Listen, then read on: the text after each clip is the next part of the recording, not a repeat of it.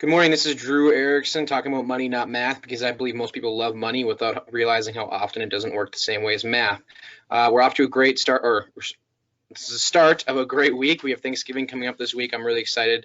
Probably my favorite holiday because it's only about being thankful for what we have and spending time with family, not about all the gifts and all the other stuff that comes with many other holidays.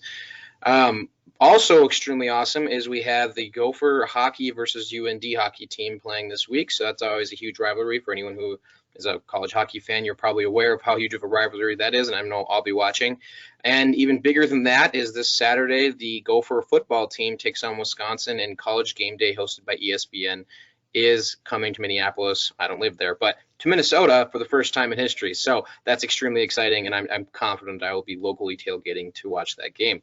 So on to money, not math. Today I'm highlighting another portion of this book, Misfortune: Dispel the Money Misconceptions in the Time You Became Wealthy, by Douglas Andrew. And today we are talking about tax avoidance versus tax evasion. And he says, what is the difference between income tax avoidance and income tax evasion? He usually tells people the difference is about 10 years in jail.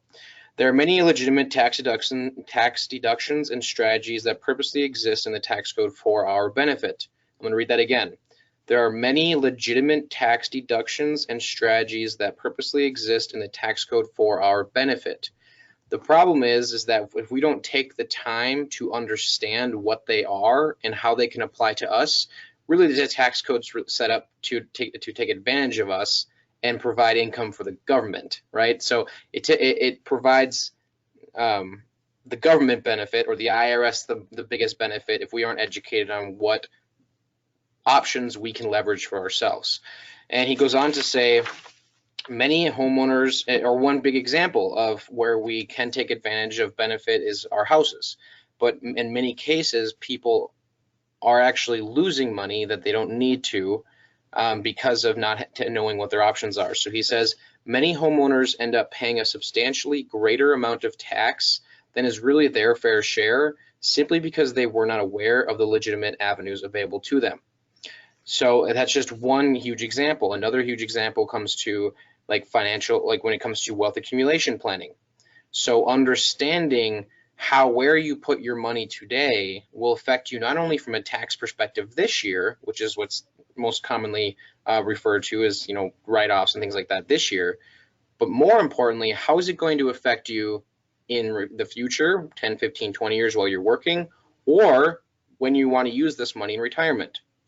Okay, so all these different conversations and understanding of the tax code can significantly affect how much of your money is actually yours, and can significantly affect your ability to leverage your assets to maximize your income in the future. Okay, and he follows it up, or just the last part he says that I'll highlight here is he says, so often people stumble on a tax strategy that may apply to them. Then go to their respective CPAs and ask, hey, I read about this tax strategy. Can I do this in my set of circumstances? The CPA responds, yep, you sure can. And the client says, well, why didn't you tell me about it? And the CPA says, you never asked. So it's just one of those things to be aware of. There's all these different options and strategies and information and ideas out there, whether it's from your co-workers or your family or your friends or your CPAs or the internet, that what other people are doing may not apply to you. So we need to be aware of what options are available for you to take advantage of the tax code for your benefit, rather than letting the tax code take advantage of you for the IRS's benefit. All right, and that's where tax avoidance comes in. There are many ways we can avoid taxes and avoid paying taxes or avoid paying more tax than necessary, right? We always have to pay our fair share on our income and things like that. But there's many ways we can avoid paying double taxes by simply how we treat our money. However, we don't ever want to cross the line of tax evasion, because that's illegal, right? So it's just understanding what are our legal opportunities to save money from a tax perspective, whether it's on the way you treat your house mortgage, whether it's how you treat saving for your retirement. There's all these different ways, or building a business. Okay, so it's a lot of different ways out there, a lot of different opinions. But at the end of the day, I encourage you to challenge, whether it's your CPA or your current advisors, to ask them how are they taking advantage of the tax code for your benefit, rather than letting the tax code take advantage of you.